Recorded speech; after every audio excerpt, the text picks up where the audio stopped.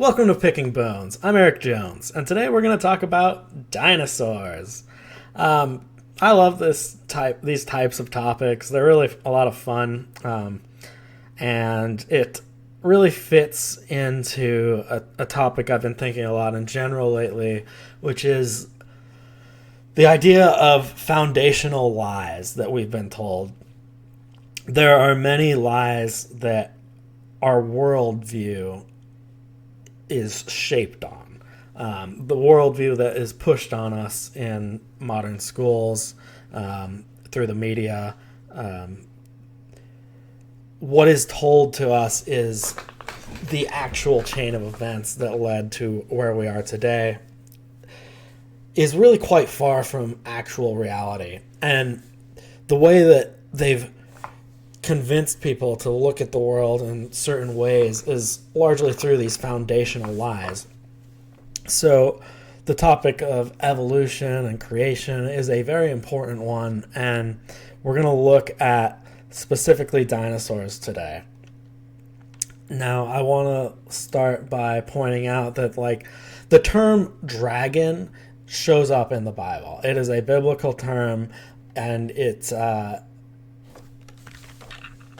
something that is used in, if you look at, it depends on what translation that you're looking at, because much of Christendom, using that term quite generally, much of Christendom has accepted modern anti-God propaganda. And they've just accepted these things as common truths. They've accepted that, evolution's a real thing. The flood must have been a local event. It must not have been a global destruction of man, like the Bible very clearly says it is. They've accepted the scientific view of the world, and they've given up an immense amount of ground in doing so. They take away their foundation by allowing these lies to go unchecked. So I searched the word jackal here to show you this. It matters. I've said this before. It matters what Bible version you use. A lot of people like to make fun of the King James only folk. And while I don't think that King James onlyism is the answer to the question, I do think it is pursuing the certain questions that should be asked. It matters what line of texts that your Bible was translated from, and it matters who translated that text and what agenda that they have. So anyway, looking at a lot of modern Bible versions, they all translate this word jackals as jackals, or as tanim. Don't get me on pronunciation of that. So most of these Bibles, NIV, ESV, New King James even does it, the NASB, those are some of the biggest ones out there. All replace the word dragon with jackal. But yeah, the good old King James classic says dragon. This is Isaiah 35:7. The dragons are referenced a lot in Isaiah throughout it. So most of these translated as jackals, which are wild dogs, very different from a dragon. The translations like Young's literal translation or the literal standard version, the ones that are trying very hard to literally translate the text as much as possible, they use the term dragon. You also have the Douay-Rheims, which is an old Catholic Bible that also uses the word dragon. Now, why did they use the term jackal? I would say it's very clearly because they don't believe in the Bible as it's told. They're accepting the evolutionary worldview over the very clear text that they have before them, and they're translating this in a way that fits their presuppositions rather than what the text actually says. So the old versions, like the King James, you had people that actually believed in dragons. You had people that recognized that these were real things, that they've been talked about all throughout history, that people actually fought these things, people lived with these things, people interacted with them in different ways. There are historical accounts that describe what these animals did, how they lived, how they interacted with other types of creatures. This stuff's all fascinating. But you see, the modern scholarship has rejected this truth. So I just wanted to point out, biblically, yes, dragons exist. It is only a modern addition to the text that tries to remove dragons from the Bible. So we have some of the most interesting... Sorry, my cat's going crazy. Some of the most interesting pieces of evidence for dinosaurs and dragons being the same thing and actually existing on Earth are the historical accounts, such as the account from Pliny the Elder. So throughout this video, I'm going to... I'm not here. I'm here now. Hey guys. So throughout this video, I'm going to reference this book here, Dinosaurs, or Dragons or Dinosaurs by Darek Isaacs. It's got a lot of interesting stuff in this book. It's a really easy read. I would highly recommend it if you're interested in these topics. So he references Pliny the Elder, though, and some other historians who wrote about dragons as a real thing. So here's an account from Pliny the Elder's Natural History. He says, it is India that produces the largest elephant, as well as the dragon, who is perpetually at war with the elephant, and it itself is of so enormous a size as to envelop elephants with its folds and encircle them in its coils. The contest is equally fatal to both. Does that read like a mythological account? Is that just a fairy tale? No, it's a very clearly a real account. He's trying to actually describe what these creatures were like. Here's another of his extraordinary accounts. It lies, therefore, coiled up and concealed in the rivers, in wait for the elephants, when they come to drink, upon which it darts out, fastens itself around the trunk, and then fixes its teeth behind the ear, that being the only place which the elephant cannot protect the trunk.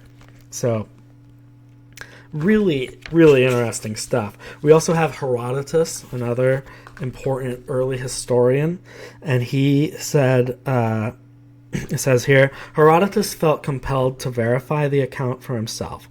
He went to Arabia, near the city of Buto, where the account of winged serpents originated. The form of the serpent is like that of the water snake. This is Herodotus speaking. Like that of the water snake, but he has wings without feathers, and as like as possible to the wings of a bat. Think of any depiction you've ever seen of a flying dinosaur, and what do its wings look like? Just like a bat wing. It's that very thin, almost transparent... I can't think of the words to describe it. You know what a bat wing looks like, though.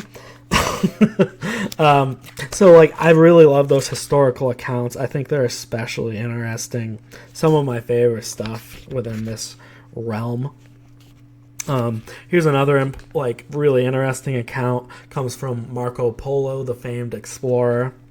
From his journals, it says, leaving the city of Yachi and traveling 10 days into a westerly direction, you reach the province of Karazhan, which is also the name of its chief city.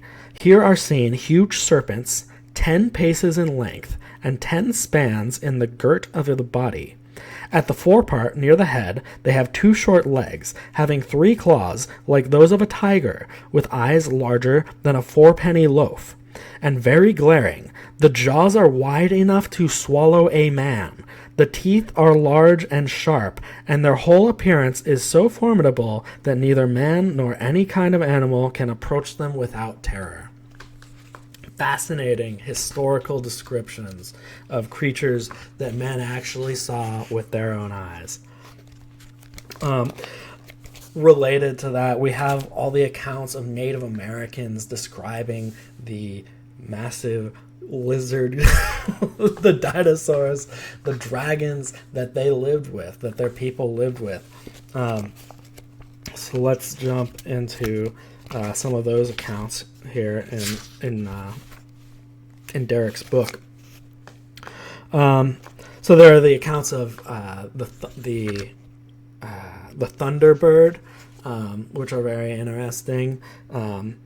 When comparing legends of some of these creatures to that of what we're told about dinosaurs today, you often see that they match up.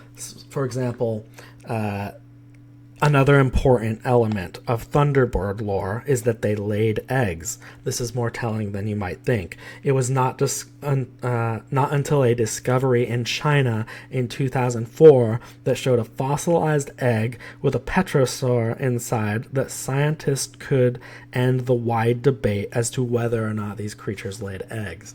So, yeah, you always see like dinosaurs and dragons. They're both depicted as creatures that have eggs. Why is that? It's because they're accurate depictions. They were the stories of dragons are not all just mythological. They're historical accounts.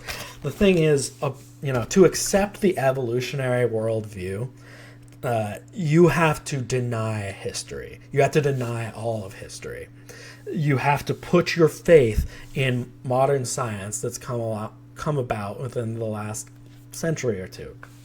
And you have to disregard all of the historical accounts on things like dragons, on the flood, on all these incredible, fascinating events. You have to disregard all this stuff and just accept these godless lies that are meant to give you a worldview in which it seems plausible that all of this wonderful creation exists without God. That's the point of all of it. They have to throw all these fascinating stories away because you cannot have these things and have God. It doesn't. It doesn't work. So he actually starts off early in his book talking about Carl Sagan and some of his how he tried to explain away certain things. Here he says, Louis Jacobs, author and former president of the Society of Vertebrate Paleontology, stated the implications of this powerful question of man and dinosaur coexistence. Such an association would dispel an Earth with vast antiquity. The entire history of creation, including the day of rest, could be accommodated in the 7 biblical days of the Genesis myth. Evolution would be vanquished. Sorry, I stumbled over my words there, but hopefully you get the point. This is a very notable and important paleontologist saying that essentially, if it could be shown that man and dinosaurs lived together, that it would destroy evolution. You can't have these things in conjunction. So Carl Sagan he wrote a book called The Dragons of Eden, where he tried to explain away certain things. And we see this quote from Sagan's book. He says, "It is possible that dragons posed a problem for our proto-human ancestors a few million years ago, and that the terror they evoked and the deaths they caused help bring about the evolution of human intelligence." So he's speculating that this fear of these giant lizards played a key part in human evolution, potentially. Could there have been man-like creatures who actually encountered the Tyrannosaurus Rex? These are all quotes from Sagan. Could the pervasive dreams and common fears of monsters which children develop shortly after they are able to talk be evolutionary vestiges of quite adaptive baboon-like responses to dragons and owls?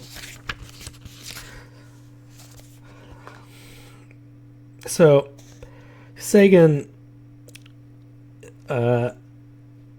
says here, the dinosaur images that are burned into our DNA are not based on the memories of those who were victims of the dinosaurs, but they are, seemingly, those who watched in horror as other animals were eaten by the dinosaurs. The emotional strain of viewing one animal eat another was so severe, and it impacted these pre-human creatures so deeply that they downloaded the memory via genetics to their offsprings. That experience has been recalled more than 100 million years later, long after dinosaurs were extinct. These memories of giant reptiles would need to bubble up and surface simultaneously in the minds of men a few thousand years ago in cultures all across the globe. It was like a perfectly placed time capsule of memories that stayed in hibernation for 100 million years, and then boom, it released itself in the form of vivid, accurate, and stunning mind's eye imagery. So all these cultures that talk about dragons, Sagan was trying to explain this away, like the fact that people could accurately describe what dragons and dinosaurs look like when they were supposedly never actually interacting with these creatures. These creatures supposedly only lived millions and millions of years before humans actually existed. So the only things that might have even interacted with these were like primitive proto-humans. And so Sagan was trying to explain away how modern people are able to so accurately depict dragons, dinosaurs, in various ways. And he's saying that it's evolutionary memory of this ancient fear of dinosaurs. Totally nonsensical, but the reason that he was even trying to come up with a theory to explain this stuff away is because there's so much evidence that man and dinosaurs did live together. And as that paleontologist quote pointed out, like, you cannot have that. This destroys evolution completely. You cannot have these things living together. So all these historical accounts, they have to throw them away. They have to treat them like they're garbage because it destroys, it eviscerates their theory. I think that's about all we're going to cover in this book. No, there's one more, actually, story I'd like to cover from this book. And that is that of the thunder reptile, thunder serpent. Othniel Marsh was one of the founding fathers of paleontology. So that's who this story comes from. So he had worked with the Sioux Indians and had they had a particular number of stories about creatures that Marsh would want to find. Around 1875, the tales of the thunder beast intrigued Marsh.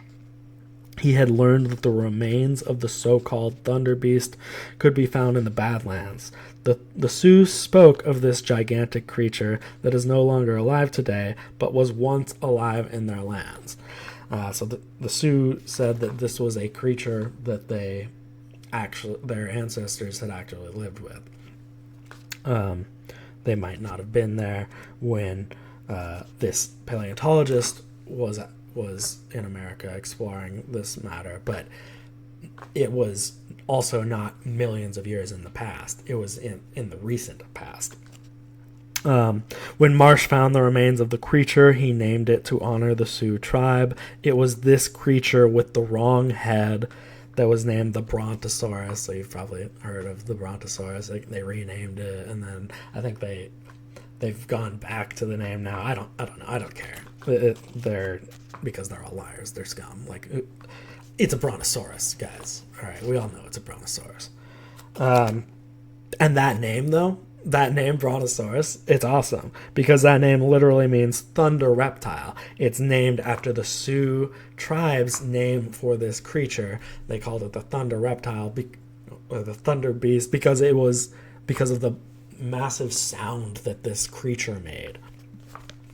Now, after bringing up this story, he talks about that there were actually scientific studies and models that were made to try to figure out if the tail of a brontosaurus, if the dinosaur snapped its tail very quickly, could it break the sound barrier? Like when you crack a whip, that's actually breaking the sound barrier, and that's what that sound is. It's actually breaking the sound barrier. So the speculation here is that the name thunder lizard came from the cracking of the tail of the brontosaurus, and that was what created this massive thunderous sound, and why the Sioux tribe named this creature what they did.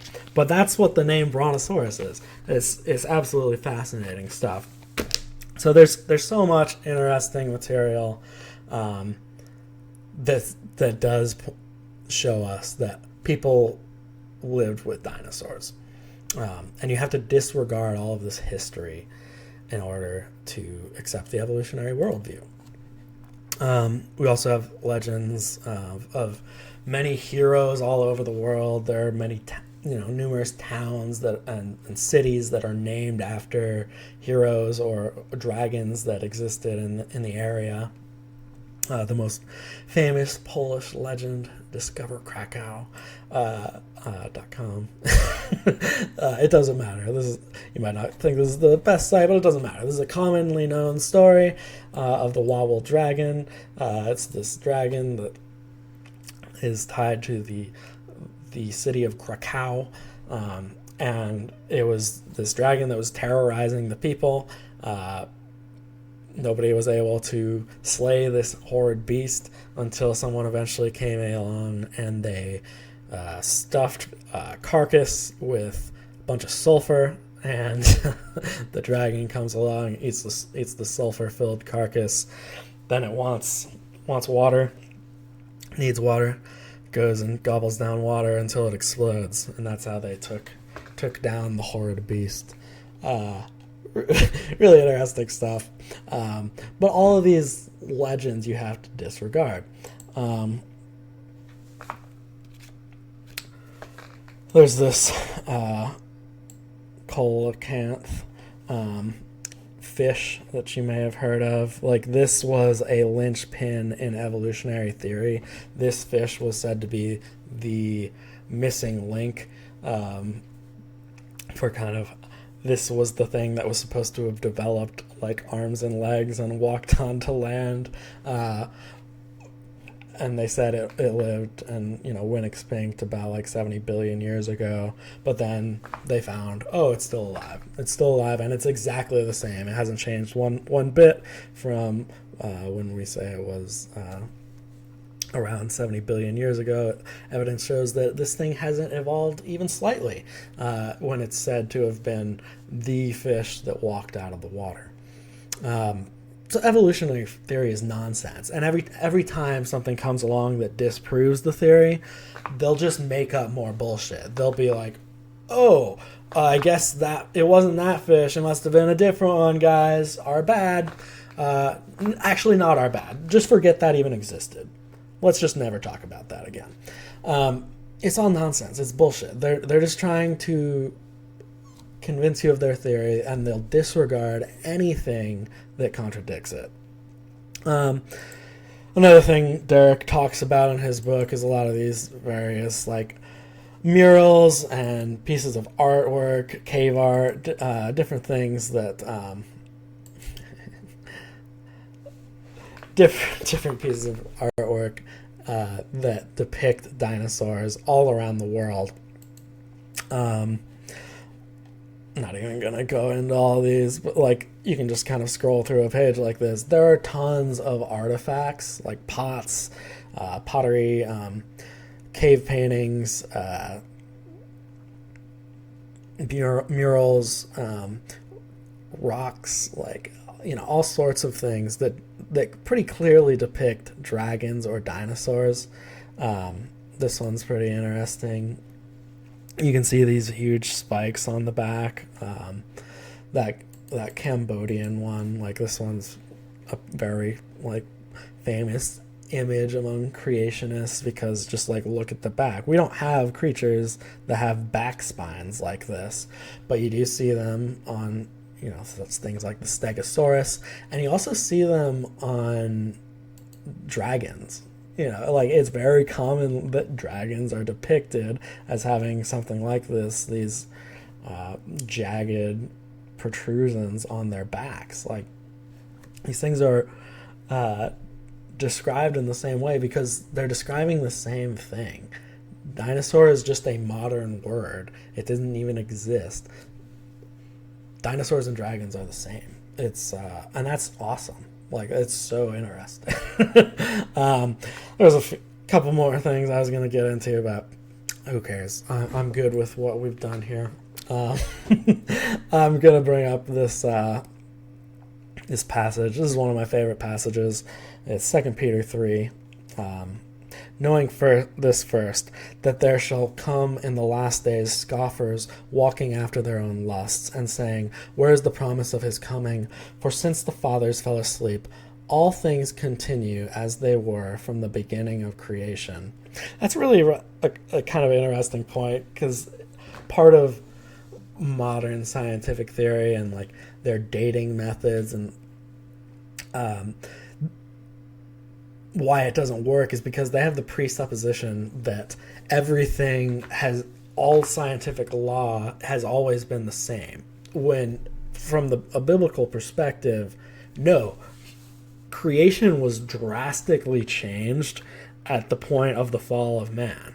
When sin entered the world, all of creation was drastically altered. You also have the flood, which it seems that creation could have been altered again with or after the flood.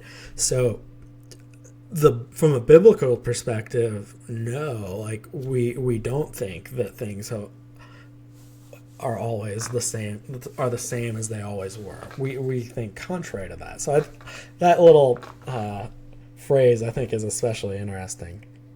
But going back to the passage, for this they are willingly ignorant of, that by the word of God, that the heavens were of old, and the earth standing out of the water and in the water, whereby the world then that was, being overflowed with water, perished. But the heavens and the earth, which are now by the same word, are kept in store, reserved unto fire against the day of judgment and perdition of ungodly men. This verse, I think, is really interesting in general. It's especially the verse that you should throw in the face of any person who calls themselves a Christian and tries to say that evolution fits in with the Christian worldview. It doesn't. It doesn't work at all. They have to deny the flood. They have to try to claim that the flood was a local event. They have to twist all sorts of things. They have to change the words in the Bible to try to fit their anti-God worldview. They're only trying. Christians who try to go along with this, they're only trying to conform to the world. They're not. That's all they're doing. They're not making a biblical case. There's no legitimacy to their arguments. I wanted to bring up here Machiavellianism, the idea that the ends justify the means. Because from a Christian perspective, you shouldn't be ever lying to people to try to prove your point. And anyone who does so is defying Christian principles. From an atheistic perspective, it doesn't matter. They don't believe in anything. They don't actually have any basis for morality. So the ends justify the means works from an atheistic perspective, but it doesn't work from a Christian one, because a Christian believes in morality, whereas an atheist they can far more easily justify doing terrible things to accomplish a greater goal. So you take a guy like Sam Harris. In this story has just come out, like this psycho who tries to often argue for the case for atheistic morality, that it works. He said, quote, Hunter Biden literally could have had the corpses of children in his basement. I would not have cared. He thinks it's legitimate to bury the Hunter Biden laptop story because of the threat of Trump. Like, this is truly deranged. And this is the type of thinking that the atheistic and liberal mind can produce. They're willing to lie, cheat, and steal their way into power, and they're willing to do things that a Christian would not do. They're willing to lie and manipulate you and disregard the evidence because they just want to push their view on you.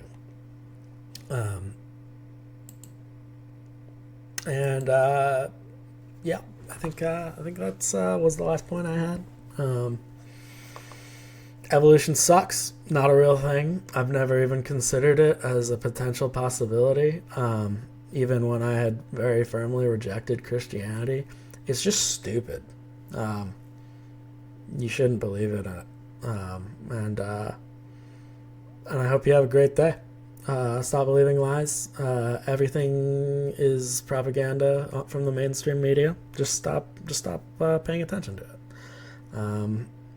You can check out this book, Dragons or Dinosaurs, by Darek Isaacs, if you're more interested in looking into this topic more. He's got a lot of things that we didn't cover in this book. And I got nothing else to say, guys. Evolution sucks. God's real. The flood actually happened. All right. I'm glad we settled that. We'll see you next time. Bye-bye.